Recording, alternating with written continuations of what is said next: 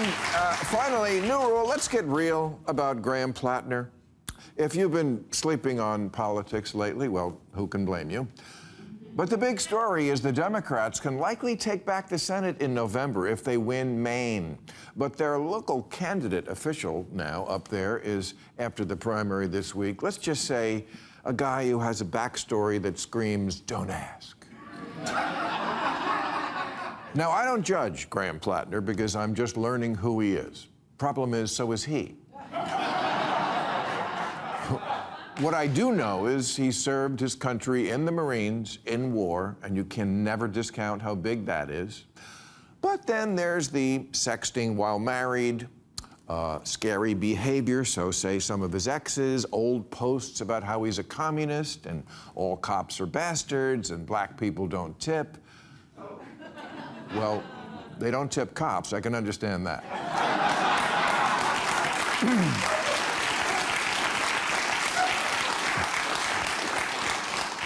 Here's a typical Platner quote. He said about the Iraq War, "You can think it's dumb and also kind of not want to miss it."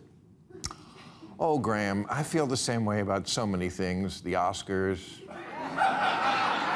Christmas, Taylor Swift's wedding, that little speech Nicole Kidman gives before the movie comes on where she looks insane.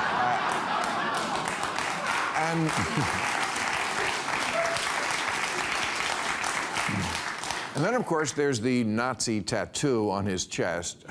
I mean, seriously, this guy's whole life is the movie The Hangover.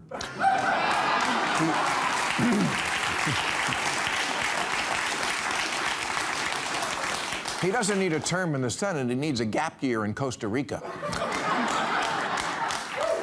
And yet, I would still urge the folks in Maine to vote for him. For two reasons. One, we need to restore balance in our government, and a Democratic Senate would help a lot with that. And two, get used to it.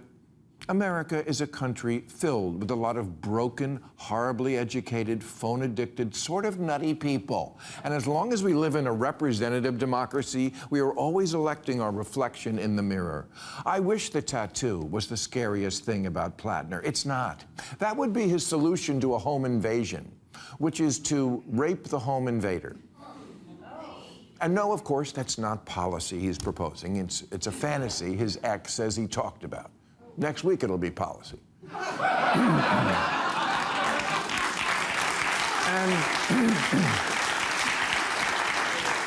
And to be fair, he said the raping wasn't something he'd do in a gay way, because that would be weird. Okay, this is the kind of thing war does to people. That's who we created. Our society is not healthy. We create broken people, so don't expect politicians to suddenly become Lincoln-esque again. Tom Keene Jr. is running in New Jersey, despite the fact that he's gone completely missing for the last 3 months. No biggie. He says in the future he'll be completely transparent. Tom, completely transparent is what you are now.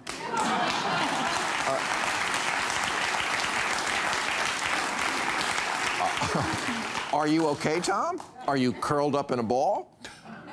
And he's favored to win because I'm just guessing a lot of people say, hey, we've all been there. Oh, there's going to be more bad tweets from candidates that haven't aged well, more bad tattoos. Did Platner know the tattoo was a Nazi symbol when he got it? Maybe. But people today are so inundated with misinformation and internet bullshit, I wouldn't trust he knew what it stood for anyway.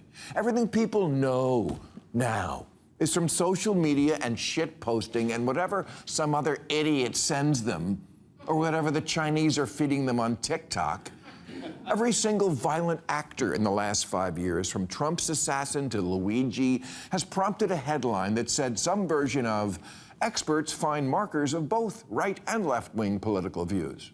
Yeah, because we have a new breed of voter today, people who are intensely political, but somehow know almost nothing about politics.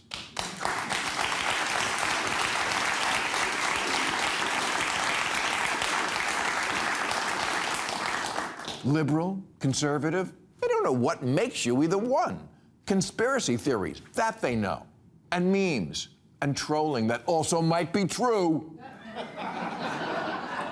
Maureen Galindo is a Democrat who ran for the House in Texas this year. Describes herself as a judgment-free sex therapist. I hope so. Who wants a judgy one?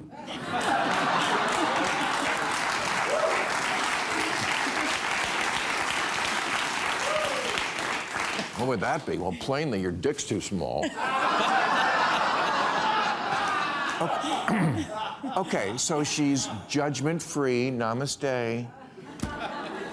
But she's also said during the campaign she wants to turn the ICE detention center in her district into a prison for Zionists and ICE officers. But she says, putting Zionist billionaires in prison does not mean putting all Jews in internment camps. So a moderate.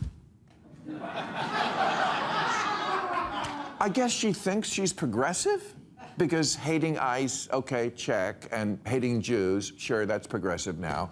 But concentration camps? I associate that more with conservatives. Is that just me? Crazy. It's just not a deal breaker anymore for running or serving. The Secretary of Health keeps a freezer full of roadkill. Even the worm in his brain is like, I'm not eating that.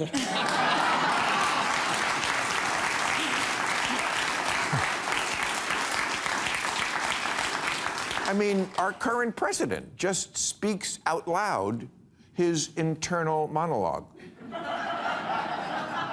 You know what the internal monologue is, right? It's just that stream of thoughts that we all have pouring through our heads all the time, and that we all edit.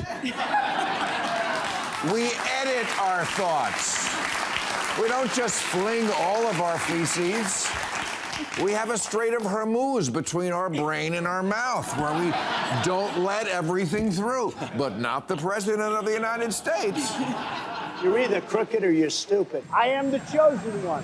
Who knows better about surprise than Japan? You're just a lightweight. You're a terrible person. I don't like mosquitoes. He's a war hero because he was captured. I like people that weren't captured. Quiet, Mickey. I know you're not thinking. You never do. Hey, I'm president. Can you believe it? I mean...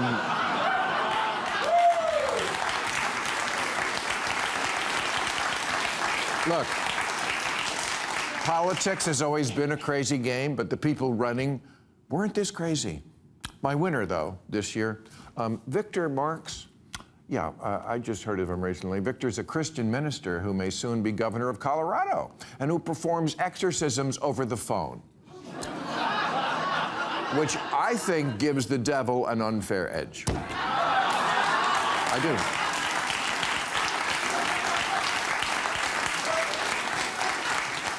The power of Christ compels. Shit, I'm in a tunnel.